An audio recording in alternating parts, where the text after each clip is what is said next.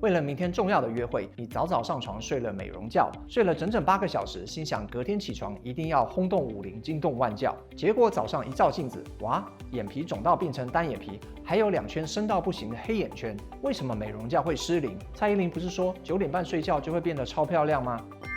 你好，欢迎回到元气医生频道。我是马永昌医师，今天我们要跟大家来聊聊2个与睡眠有关的颜值魔王，一个是万年黑眼圈，另一个是浮肿水蛭脸。如果你没睡对方法，那就算你准时上床，擦顶级眼霜、拉提精华，花了大把的钞票，都还是会像丢进水里。我们先来拆解黑眼圈。医学上把黑眼圈分为4种，第一种是因为日晒、长斑或色素沉淀造成的色素型。第2种是因为眼袋、泪沟或脂肪流失造成的结构型，第3种是大多数台湾人身上最严重的，呈现青蓝色的血管型黑眼圈，第4种则是前面提到的任意2种加在一起的混合型。大多数台湾人的黑眼圈并不是医美医生告诉你的色素沉淀问题，而是血管型黑眼圈。所谓的血管型黑眼圈是由于眼周血液循环不好。我们眼周的皮肤厚度只有 0.5 毫米，是全身最薄的皮肤之一，因此皮下的静脉血管颜色会直接透出来，让你看起来有熊猫眼。造成血液循环不良的主因之一就是鼻子过敏，这在医学上称为 allergic shyness， 也就是过敏性黑眼圈。另外，造成血管型黑眼圈的原因还包括长期睡眠品质差，甚至睡觉时反复中断缺氧，这些都会导致眼周的循环变差。当你拥有高品质的睡眠时，血液的含氧量充足，气色会看起来比较红润。但如果你鼻腔长期的发炎、鼻塞时，眼周的静脉回流会变差，缺氧的血液容易淤积在眼睛下方，看起来就会灰灰暗暗、偏蓝偏紫。再加上如果你的睡眠品质不好，甚至会打呼或反复的缺氧，静脉中的血液含氧量会下降，这些血管的颜色就会特别的明显。这也是为什么你擦再多的眼霜也都没有用的原因，因为问题根本不在皮肤。另一个台湾人很常见却很少人知道的原因叫做结构型黑眼圈。这里的结构指的就是中脸地基，也就是我们常在说的鼻上颚复合体的发育不良。这块发育不良的中脸骨因为往内凹陷，导致眼眶下方的软组织失去支撑而发生土石流。鼻上颚复合体同时也涵盖着你的鼻腔和上颚，上颚骨发育不良，鼻腔通道一定也很窄，这会让你在鼻呼吸的时候阻力很大，或是你在睡觉的时候不自觉的就张开嘴巴呼吸，陷入口呼吸的恶性循环。这就造成有些人会同时拥有眼下凹陷的结构型黑眼圈，以及因为缺氧叠加出紫色的血管型黑眼圈。这也是为什么过敏性黑眼圈和结构型黑眼圈2者常常一起出现，因为这2者是互相强化的恶性循环。如果你想知道自己是不是也有结构型黑眼圈，你可以看苦命脸这支影片。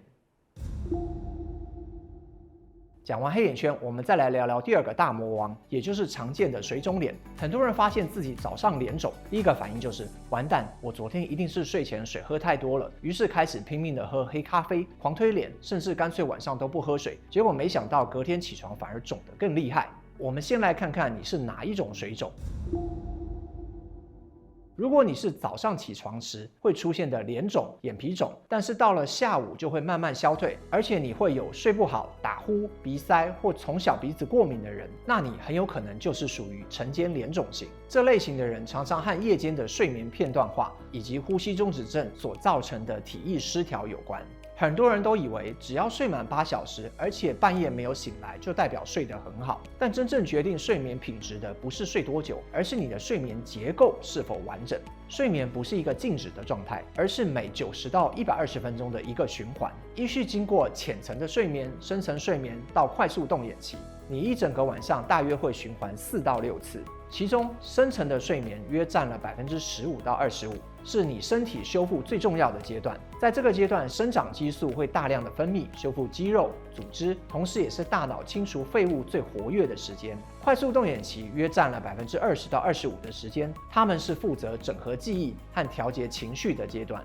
除了比例之外，更重要的是睡眠的连续性。许多人虽然没有印象自己会醒来，但却可能因为睡眠呼吸中止症、环境的噪音、肢体的抽动或睡前饮酒，让大脑一整晚都反复的出现微觉醒。每一次的微觉醒都会打断深层睡眠和 REM 睡眠，让睡眠结构变得支离破碎。表面上你好像睡了8小时，大脑和身体却没有真正的修复。当睡眠碎片化或是夜间反复缺氧时，身体的循环和水分的回流效率就会变差，液体就会更容易堆积在脸部和眼周。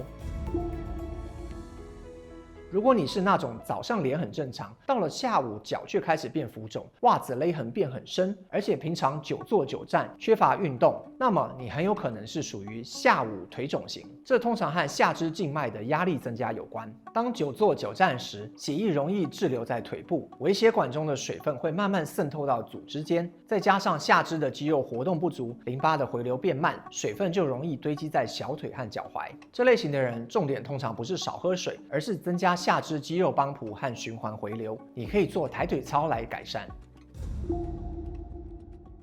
最后，如果你长期是属于压力焦虑的时候，睡眠会开始变差，你就会发现自己容易全身浮肿，那你很有可能就是属于压力型水肿。除了心理压力之外，还有一个被大多数人忽略的巨大生理压力，就是你的睡眠呼吸。我们身体的静脉与淋巴回流，很大一部分仰赖呼吸产生的胸腔帮浦来协助。当我们吸气的时候，胸腔会形成负压，帮助血液和淋巴回流到心脏。如果你每天睡醒都觉得脸特别肿，背后一个很可能的原因就是睡眠呼吸中止症。大家都一定喝过珍珠奶茶吧？当珍珠卡在吸管中间的时候，吸管是不是吸不太动，甚至整根就扁掉？其实很多人的呼吸道在睡着后也发生了一模一样的事情。当呼吸道被堵住的时候，空气进不去，但胸腔其实还在拼命的吸气。这个时候，胸腔内会产生异常的负压变化，干扰了正常的静脉与淋巴回流。再加上一整晚的平躺，液体就更容易滞留在脸部与眼周。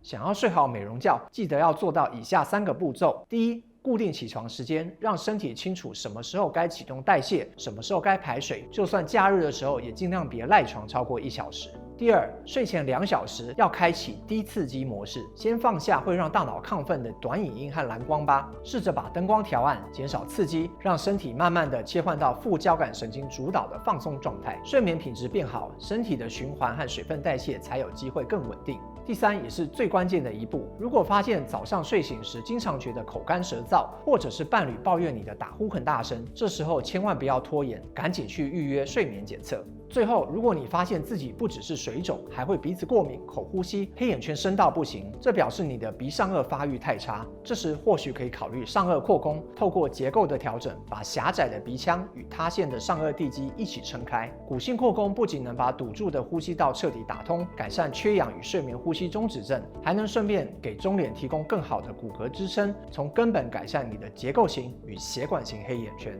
关于上颚扩弓更多的介绍，你也可以帮我看这一支影片。